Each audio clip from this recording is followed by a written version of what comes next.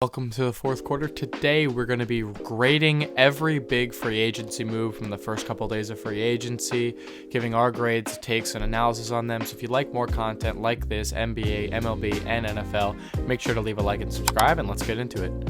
All right, let's start off with a buyout. Who got signed? Jordan Clarkson to the Knicks for a minimum contract. This gives the Knicks exactly what they need with the best bench scorer in the NBA on a minimum contract. No risk here, high reward. The bench was their biggest downfall last season. Knicks too financially constrained to make big moves, but small bench moves like this exactly what they will need to get over the hump.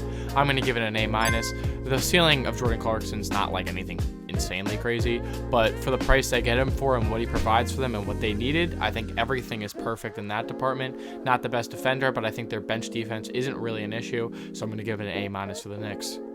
Next up, Jaren Jackson Jr. extension, 5 years, $240 million. Great move for Memphis to lock up one of the best defenders in the league, locking him up in on a contract for his prime. Gonna need more around him to win, of course, but a no-brainer for Memphis. I'm gonna give it an A. Just one of the best defenders in the league, best young defenders. There's really not much you can say against this move. Like, I think they just hit it out of the park here. So yeah, I'm gonna give it an A. Next up, Dorian Finney-Smith to Houston, 4 years, $53 million. Yet another lengthy defender for Houston, taking him away from another contender in the West in LA. This is really another building block for Houston after the KG trade, saying we're going all in. This adds much needed playoff experience to a young team that really needs it. You know, you get KD and him. That's huge for their playoff experience for a very young team. I'm going to give this move an A-. I think just getting length and defense, that's their identity. With Udoka, I think he's going to excel in that system, and I think it's going to be a great move for the Houston Rockets. Next up, we have D'Angelo Russell, Dallas, 2 years, $13 million. This really depends on what D'Lo Dallas is going to get. The deal isn't overly expensive, so it's high reward with relatively low risk. But his last few seasons in LA, D'Angelo Russell hasn't been a winning basketball player. But with Dallas, who needs a point guard for the time Kyrie really recovering from an injury, taking a flyer on him isn't a bad move. He's going to start early, and then when Kyrie comes back, he's going to be slotted into the bench. I don't think D'Angelo Russell's at all a bad bench player, but hasn't been much of a winning basketball player these past few years, so I'm only going to give it a C+, but I think the ceiling could be a little bit higher for this trade. Next up, we got Ty Jerome going to Memphis, 3 years, $28 million. Solid pickup for Memphis here, trying to replace Desmond Bane in the aggregate. Memphis is in a weird spot right now, but small moves like this are always helpful. Getting an efficient 12 points per game scorer for a relatively cheap contract, I don't think it's a bad move at all for them. I just don't see the direction of this team. I think making moves like this is like solid, but you just really don't know what Memphis is doing right now. Desmond Bane gone. I think Jaren Jackson Jr. was a good move. They're making good moves. They're having a solid all season, but I still don't think the team has enough, so I'm going to give this move a B. Solid pickup, and that's about all you could say about it.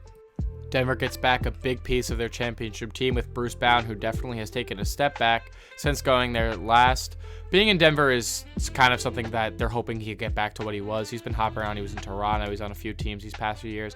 Solid player in Denver, who took OKC to 7 games in the second round, is loading up with a pretty good offseason so far, and they're going to look to compete again this year. Not going to waste Joker's prime, which is something that you can't say for some other teams like Milwaukee, who we will talk about later in this video, so make sure to stay tuned.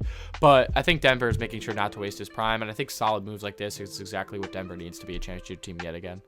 Next up, Kevon Looney, the Pelicans, 2 years, $16 million. The Pelicans are just not having a great offseason. Kevon Looney, not an eye-catching move, but with them trading away next year's first to move up 10 spots in the draft, you'd expect some bigger moves out of a team who no longer has their own first round pick next year. But the Pelicans keep making small moves.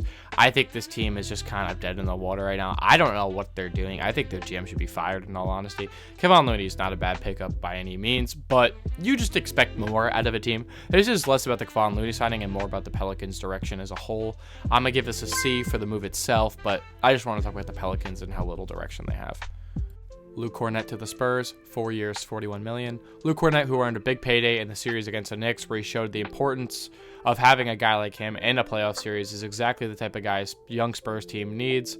Boston losing more and more pieces, looking like it'll be hard for them to be good again next year, but the Spurs loading up on a deal for a solid backup big for the next 4 years isn't a bad move at all for them. I think it's very solid. I'm going to give them a B+ for this move. Next up, we have Karis LeVert to the Pistons, 2 years, $29 million. The Pistons, who are losing Beasley for reasons. And lost Tim Hardaway Jr. this offseason, need to replace their production. And Karis LeVert here, while a solid player, I don't believe does that. He's a below average 3-point shooter, which is what they really need, and can be a solid scorer at times, as well as he's a solid defender. But he fills an archetype Detroit already has in spades and really doesn't fill much left in the hole by those two. So I think it's something that they really don't need a lot of. Sure, you take a solid player here, but I just don't think it's a good fit exactly for Detroit. And I think they're going to need a lot more if they want to be a top team. They're going to need a lot more perimeter shooting. I'm going to give this a C-. Brook Lopez, Clippers, 2 years, $18 million. Vet big for the oldest team in the league. The Clippers are looking to be solid next year, and small veteran pickups like this can't be overlooked. Brook Lopez can definitely be helpful for them as a backup big, but god damn is that team old. C-. Trae Young made it very clear this offseason that he wants this team to start contending, and to the Hawks' credit, they are listening, making a big splash with a sign and trade for Nickeil Alexander-Walker. They're listening to him, and they're making moves to take advantage of a weak Eastern Conference who have both Boston and Indiana taking huge blows to their roster. Very good player and pickup for Atlanta. I like this a lot. I'm going to give this one an A-. Next up, we have the absolute GOAT, Mason Plumlee. 1 year, $3.6 million. Shoutouts to the Plum Bucket. Leave a comment of your favorite Mason Plumlee moment in the comments below. A++++++ for Mason Plumlee. Next up, we have Gershon Yabusele. Knicks, 2 years, $12 million. Knicks get another very solid bench piece. Stealing him from Philly only makes it sweeter. Very solid bench piece who, along with Jordan Clarkson, really completes this team's bench for cheap, allowing to be early favorites in a stacked East. I think their biggest problem was their bench. And again, we mentioned this was Jordan Clarkson, but another cheap move. He kind of replaces Precious Achiuwa, but he's a very much better player. Coming over from France, who did not dunk on LeBron because that video was AI. But, you know, you get a very solid player here for a very cheap contract, $6 million a year for a very good backup big. I think the Knicks needed this, and their bench is looking pretty stacked for next year. Last but certainly not least is the biggest move so far of this offseason, and that's Myles Turner to Milwaukee, 4 years, $107 million. Biggest move of free agency so far. The Bucks take star center Myles Turner from rival Indiana, who just went 7 games in the NBA Finals. This move was shocking, and of course comes with also the waiving of Damian Lillard and stretching out the rest of the money they owe him over the next 5 years to make room for him. I'm factoring all of this into the trade and giving it a D+. This is just a bad move by Milwaukee. They're paying Damian an absurd amount of money to not be on the team, and getting Turner, who was a good player in his own right, he's not enough to put them over the hump. They're greatly financially handicapped themselves and are losing Dame Lillard, who won't play this year, but would be back next year, for a very good player, but one who's not going to be enough to make them win anything meaningful. It's nice to take him from Indiana, and I think Indiana gets a lot worse losing Myles Turner. But I think Milwaukee doesn't get much from this move. He's good. He's going to be better. He's going to make the team better next year, but not good enough to win anything, and now they have no money. Damian Lillard, they're paying him an absurd amount of money every year to not play. I'm sure he'll get signed either this season because the team wants to lock him up now, or next season when he's healthy.